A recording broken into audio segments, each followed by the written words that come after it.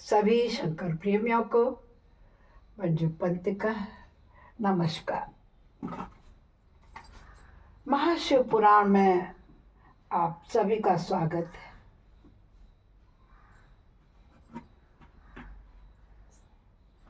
सावन से फागुन के महीना तक पहुंच चुके हैं हम और बढ़िया से प्रोग्राम में डेली शिव पुराण सुन के जैसे आप पुण्य कमा रहे हैं ऐसे मैं भी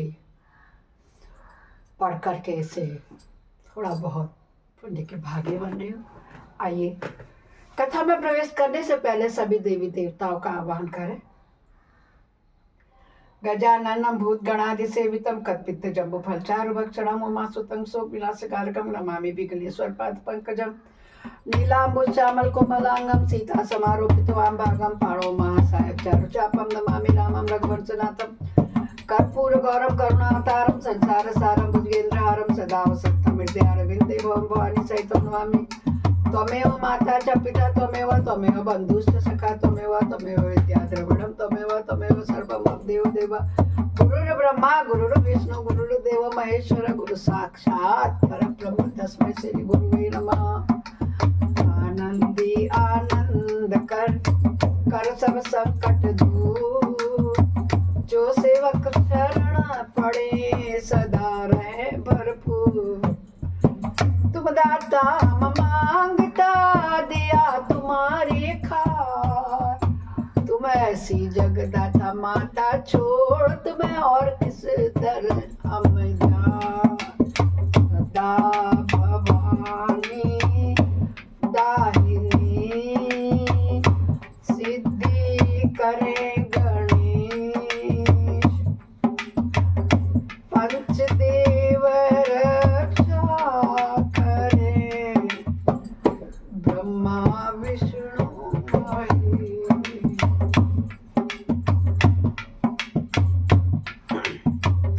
सर्वे भवन्तु सुखिनः सर्वे सन्तु निरामया सर्वे भद्राणि पश्यन्तु मा कश्चित् दुःख भाग् भवेत् मा कश्चित् दुःख भाग् भवेत् मा कश्चित् दुःख भाग् भवेत्।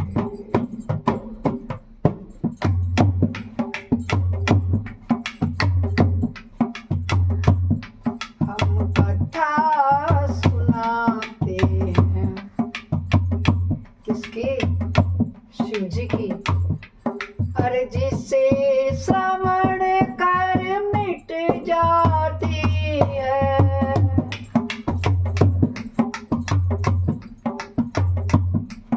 आज से श्रवण कर मिट जाती है, जन्म जन्म की व्यथा यही है शिव शंकर की कथा, यही है भोले बाबा की कथा, यही शिव शंकर की कथा, यही है भोले बाबा की कथा। ओम नमः शिवाय ओम नमः शिवाय ओम नमः शिवाय ओम नमः शिवाय ओम नमः शिवाय ओम नमः शिवाय ओम नमः शिवाय। बोलो शंकर भगवान की जय होवे, भोलेनाथ की जय होवे। भक्तों, कल हमने शिव महापुराण का उमा संहिता खंड पूरा पढ़ लिया था। कल उमा संहिता खंड पूर्ण हो गया था। बधाई हो आपको कि अब मैं शिव महापुराण अपनी पूर्णता की ओर जा रहा है। अब ये आए हैं हम आज कैलाश संहिता पहुंचे हैं। इसमें ऋषियों का सूत जिसे तथा वामदेव जी का स्कंद से क्या प्रश्न प्रवणार्थ निरूपण के लिए अनुरोध है। हम इसके शायद प्रथम और से लेकर के 11 तक अध्ययन करेंगे। बहुत छोटे छोटे हैं, बड़ी श्रद्धा और भक्ति से सुनिए। उमाखंड में आपने देखा ना कैसे उमा पार्वती ने कितने रूप धारण करके कैसे महिषासुर, रक्तबीज, चंडबीज, मुंड सभी राक्षसों का वध किया। अब कैलाश संहिता में नमः शिवाय, सांबाय, संगड़ाय, ससुनवे, प्रधान पुरेशाय, संघर्ष स्थित अंत हेतुवे, जो प्रधान प्रकृति और पुरुष के नियंता तथा सृष्टि पालन और संहार के कारण है, उन पार्वती सहित शिव को उनके पार्षदों और पुत्रों के साथ हम प्रणाम करते हैं। ऋषि बोले, सूत जी, हमने अनेक आख्यानों से युक्त परम मनोहर उमा संहिता सुनी, अब आप शिव तत्व का ज्ञान बढ़ाने वाली कैलाश संहिता का वर्णन कीजिए। व्यास जी ने कहा, पुत्रो, शिव तत्व का प्रतिपादन करने वाली दिव्य कैलाश संहिता का वर्णन करता हूँ, तुम प्रेम पूर्वक सुनो। तुम्हारे प्रति स्नेह के होने के कारण ही मैं तुम्हें यह प्रसंग सुना रहा हूँ। इतना कहकर व्यास जी ने काशी में मुनियों के तथा सूत जी के संवाद, व्यास मुनि संवाद, शिव पार्वती संवाद, शिव जी द्वारा पार्वती के प्रति संन्यास पद्धति, संन्याचार, संन्यास मंडल, संन्यास पद्धति, न्यास, वर्ण पूजन, प्रणवार्थ पद्धति आदि प्रसंगों का वर्णन करते पुनः ऋषिगण तथा सूत जी के मिलन एवं संवाद की अवधारणा करते हुए सूत जी के प्रति ऋषियों के प्रश्न का यह वर्णन किया। क्या बोले ऋषि? हे महाभाग सूत जी, आप हमारे श्रेष्ठ गुरु हैं, अतः यदि आपका हम पर अनुग्रह हो तो हम आपसे एक प्रश्न पूछते हैं। श्रद्धालु शिष्यों पर आप जैसे गुरुजन सदा स्नेह रखते हैं, इस बात को आपने इस समय में प्रत्यक्ष दिखा दिया है। मुने, गिरिजा होम के समय पहले आपने जो वामदेव का मत सूचित किया था उसे हमने विस्तार पूर्वक नहीं सुना। अब हम बड़े आदर और श्रद्धा के साथ उसे सुनना चाहते हैं। कृपा सिंधु, आप प्रसन्नता पूर्वक हमें उस वर्णन को सुना दीजिए। बोलो भगवान की, भोले बाबा की जय होवे। जय जय शिव शंकर, जय जय कैलाश की जय जय, जटाधारी गंगाधारी की जय होवे। ऋषियों की यह बात सुनकर सूत जी के शरीर में रोमांच हुआ आया। उन्होंने गुरुओं के भी परम उत्कर्ष गुरु महादेव जी को, त्रिभुवन जननी महादेवी उमा को तथा गुरु व्यास जी को भक्ति पूर्वक नमस्कार करके मुनियों को आह्लादित करने वाली गंभीर वाणी में भी इस प्रकार का क्या बोले? सूत जी, मुनियों, तुम्हारा कल्याण हो, तुम सब लोगों के लिए सदा सुखी रहो। महाभागो, महात्माओं, तुम भगवान शिव के भक्त तथा दृढ़ता पूर्वक व्रत का पालन करने वाले हो। यह निश्चित रूप से जानकारी मैं तुम लोगों के समक्ष इस विषय का प्रसन्नता पूर्वक वर्णन करता हूँ। ध्यान देकर सुनो। पूर्व काल के रथंतर कल्प में महामुनि वामदेव माता के गर्भ से बाहर निकलते ही शिव तत्व के ज्ञाता में सर्वश्रेष्ठ माने जाने लगे। वे वेदों, आगमों, पुराणों, अन्य सब शास्त्रों भी तात्विक अर्थों को जानने वाले थे। देवता, असुर तथा मनुष्य आदि जीवों के जन्म कर्मों का उन्हें भली भांति ज्ञान था। उनका संपूर्ण अंग भस्म लगाने से उज्जवल दिखाई देता था। उनके मस्तक पर जटाओं का समूह शोभा देता था। वे किसी के आश्रित नहीं थे। उनके मन में किसी वस्तु की इच्छा नहीं थी। वे शीत, उष्ण आदि द्वंद्वों से परे तथा अहंकार शून्य थे। वे दिगंबर, महाज्ञानी, महात्मा, दूसरे महेश्वर के समान जान पड़ते थे। उन्हीं के जैसे स्वभाव वाले बड़े बड़े मुनि शिष्य होकर उन्हें घेरे रहते थे।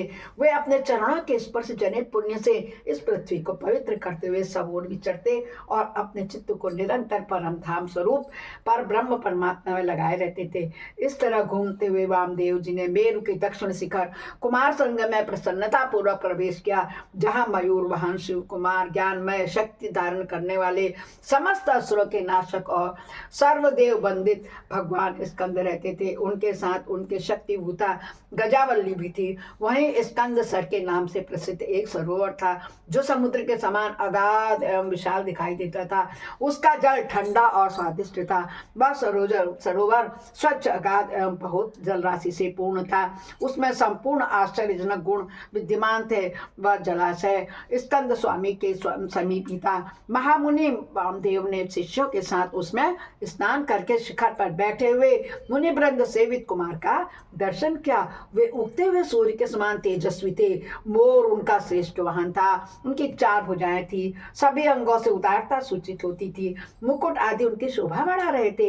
रत्नभूत 2 शक्तियां उनकी उपासना करती थी। उन्होंने अपने 4 हाथों में क्रमशः शक्ति, कुक्कुट, वर और अभय धारण कर रखे थे। स्कंद का दर्शन और पूजन करके उन मुनीश्वर ने बड़ी भक्ति से उनका स्तवन प्रारंभ किया। ये जो मैंने आपको बताया, कौन है 4 मुख वाले और सब धारण करने वाले? स्कंद। कौन? उमा पार्वती के पुत्र, जिन्हें आप कार्तिकेय भी कहते हैं। समझे? वामदेव क्या बोले? जो प्रणव के वाच्यार्थ, प्रणवार्थ के प्रतिपादक, प्रणवाक्षर रूप, बीज से युक्त तथा प्रणव स्वरूप है, और आप स्वामी कार्तिकेय को बारंबार नमस्कार। आ गया शब्द ना, जब स्कंद भी कहते हैं, मुझे पता था। और आप स्वामी कार्तिकेय को बारंबार नमस्कार है। वेदांत के अर्थभूत ब्रह्म ही जिनका स्वरूप है, जो वेदांत का अर्थ करते हैं, वेदांत के अर्थ को जानते हैं और नित्य विदित हैं, उन स्कंद स्वामी को बारंबार नमस्कार है। समस्त प्राणियों को हृदय गुफा में प्रतिष्ठित गो को नमस्कार है, जो स्वयं गो है, जिनका रूप गो है तथा जो गुह्य शास्त्रों के ज्ञाता है, उन स्वामी कार्तिकेय को नमस्कार है। प्रभु, आप अणु से भी अत्यंत अणु और महान से भी परम महान है, कारण और कार्य अथवा भूत और भविष्य के भी ज्ञाता है। आप परमात्मा स्वरूप नमस्कार है। आप स्कंद माता के गर्भ से च्युत है। स्कंद ने गर्भ से निकल कर स्खलन कर आपका रूप दिया है। आप सूर्य और अरुण के समान तेजस्वी हैं। परिजात की माला से सुशोभित मुकुट और धारण करने वाले हैं। आप स्कंद स्वामी को सदा हमारा नमस्कार है। आप शिव के शिष्य और पुत्र हैं। शिव कल्याण देने वाले हैं, शिव को प्रिय तथा शिवा और शिव के लिए आनंद की निधि हैं। आपको नमस्कार है। आप गंगा जी के बालक, कृतिकाओं के कुमार, भगवती उमा के पुत्र और सरकंडों के वन में शयन करने वाले हैं। आप महान बुद्धि देवता को नमस्कार है। षट क्षर मंत्र आपका शरीर है। आप 6 प्रकार के अर्थ का विधान करना जानते हैं। आप रूप 6 मार्गों से परे हैं। आप सदानंद को बारंबार नमस्कार है। द्वादश अन्न आपके 12 विशाल नेत्र हैं और 12 उठी हुई भुजाएं हैं। उन भुजाओं में आप 12 आयु धारण करते हैं। आपको नमस्कार है। आप चतुर्भुज रूपधारी, शांत और चारों भुजाओं में क्रमशः शक्ति, कुक्कुट, वर और अभय धारण करते हैं। आप असुर विदारण देव को नमस्कार है। आपका वक्षस्थल गजावल्ली के कुचों में लगे हुए हैं, कुमकुम से अंकित है। अपने छोटे भाई गणेश जी की आनंदमय महिमा सुन करके आप मन ही मन बहुत ही आनंदित होते हैं। आपको नमस्कार है। ब्रह्मा आदि देवता, मुनि और किन्नर गणों से गाई जाने वाली गाथा विशेष के द्वारा जिनके पवित्र कीर्ति धाम का चिंतन किया जाता है, उन आप स्कंद को नमस्कार है। देवताओं के निर्मल किरीट को विभूषित करने वाली पुष्प मालाओं से आपके मनोहर चरण बिंदों की पूजा की जाती है। आपको नमस्कार है। जो वामदेव द्वारा वर्णित इस दिव्य स्कंद स्रोत का पाठ या श्रवण करता है, वह परम गति को प्राप्त होता है। दोस्तों, ये इसमें संस्कृत में दिया गया है, मैं हिंदी में पढ़ रही हूँ, क्योंकि संस्कृत एक ऐसी भाषा है, अगर प्रभु का नाम संस्कृत में लिया जाए और वो गलत हो जाए ना, तो अर्थ का अनर्थ हो जाता है। साफ लिखा है इसमें, देखो वामदेव का ओम नमः प्रणवार्थाय प्रणवार्थ विधायने वेदांतार्थ स्वरूपाय वेदांतार्थ विधायने। ऐसे तो मैं पढ़ लेती हूँ, संस्कृत मेरी अपना सब्जेक्ट भी था, मगर आप लोगों के समझ के लिए, सरल होने के लिए मैं उसकी हिंदी को भी पढ़। यह स्रोत बुद्धि को बढ़ाने वाला है, शिव भक्ति की बुद्धि करने वाला है, आयु, आरोग्य और धन की प्राप्ति कराने वाला तथा संपूर्ण अभिष्ट को देने वाला है।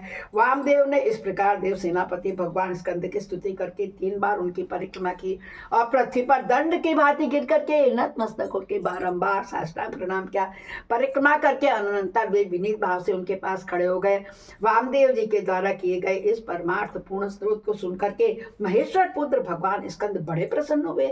उस समय वे महासेन वामदेव जी से क्या बोले? हे मुने, मैं तुम्हारी हुई पूजा, तुम्हारे द्वारा की हुई पूजा, स्तुति और भक्ति से तुम पर बहुत प्रसन्न हूँ। तुम्हारा कल्याण हो। आज मैं तुम्हारा कौन कौन सा प्रिय कार्य सिद्ध कर सकूं। तुम योगियों में प्रधान, सर्वथा परिपूर्ण और निष्प्रह हो। इस जगत में कोई ऐसी वस्तु नहीं है जिसके लिए तुम जैसे वीतराग महर्षि याचना करे, या तथापि धर्म की रक्षा और संपूर्ण जगत पर अनुग्रह करने के लिए तुम जैसे साधु संत भूतल पर विचरते रहते हो। ब्राह्मण, यदि इस समय मुझसे कुछ सूचना हो तो कहो। हे ब्राह्मण,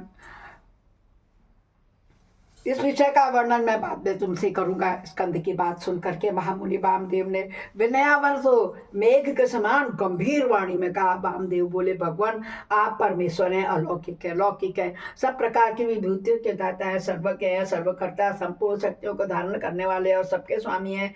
हम साधारण जीव और आप परमेश्वर के समीप बोलने की शक्ति या बात करने की योग्यता इसमें नहीं होती है, हम में नहीं होती है, तथापि यह आपका अनुग्रह है कि आप मुझ में बात करते हैं। महाप्राज्ञ, मैं कृतार्थ हूँ, कर्ममात्र विज्ञान से भी प्रेरित हो आपके समक्ष अपना प्रश्न रख रहा हूँ। मेरे इस अपराध को आप क्षमा करेंगे।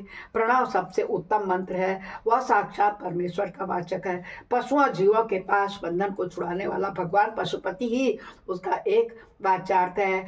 ओमितिदम सर्वम, ओंकार ही यह प्रत्यक्ष दिखने वाला समस्त जगत है।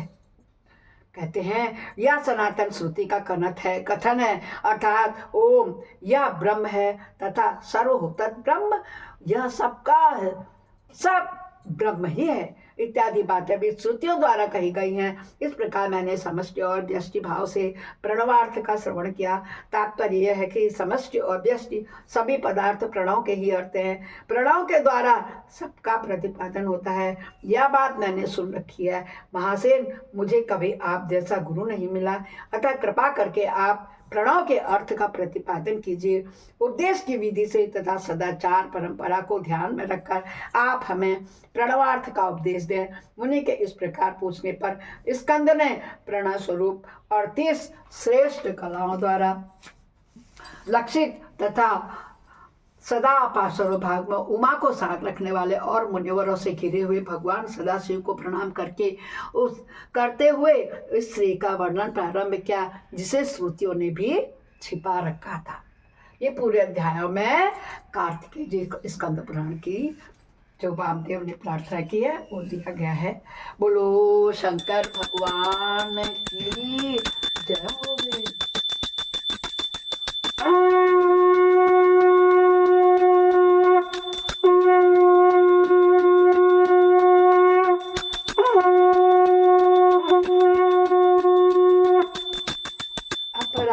सहस्राणि क्रियन्ते अनिशम्य दासोऽयमिति माम त्वां क्षमस्व परमेश्वर। मंत्रहीनं क्रियाहीनं भक्तिहीनं सुरेश्वर, यद् पूजितं मया देव परिपूर्णं तदस्मि।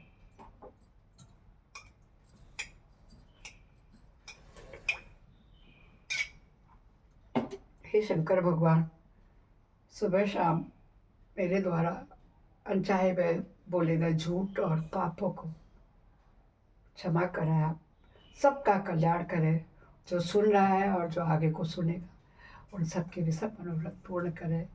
बोलो हर हर हर महादेव।